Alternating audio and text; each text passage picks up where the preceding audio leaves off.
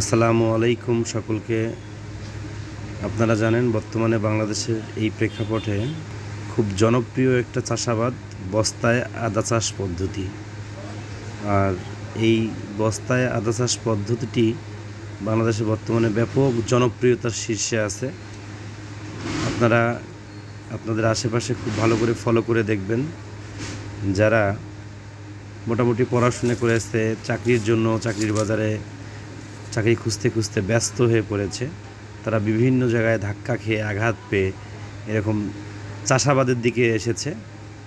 সেই জায়গা থেকে আমি মনে করি এই বস্তায় আদা চাষ পদ্ধতিতে ব্যাপকভাবে বর্তমান সময়ের স্মার্ট কৃষক যারা, তারা অবশ্যই এটাতে সফলতা অর্জন করেছে।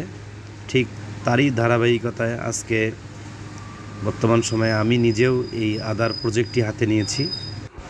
আমার এই প্রজেক্টটিতে মোটামুটি প্রায় 7,000 বস্তা আদা আমি লাগিয়েছি এখানে।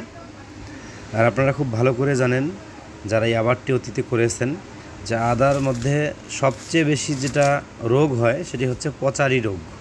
এই পচারি নামের রোগটি আদাগুলোর গাছের যে গোড় আছে, গোড়টা পচে যায়। পচে গিয়ে বিশেষ করে যখন অনাবৃষ্টি অতিবৃষ্টি হয়, ঠিক সেই মুহূর্তগুলোতে এই পচারি রোগটা দেখা দেয়। আর যাতে পচারি আপনাদের এই ক্ষেতটাতে আক্রমণ করতে না পারে, মোটামুটি ওষুধ স্প্রে করতে হবে প্রায় 10 দিনে একদিন। আদার ক্ষেতের অবস্থা বুঝে আপনাকে এই ব্যবস্থাটা নিতে হবে। তাই আমি মনে করি যে এই আদা চাষ, বস্তায় আদা চাষ প্রকল্পটি একটি ভালো, লাভজনক, প্রফিটেবল ব্যবসা, বিজনেস হিসেবেও নিতে পারেন এটিকে।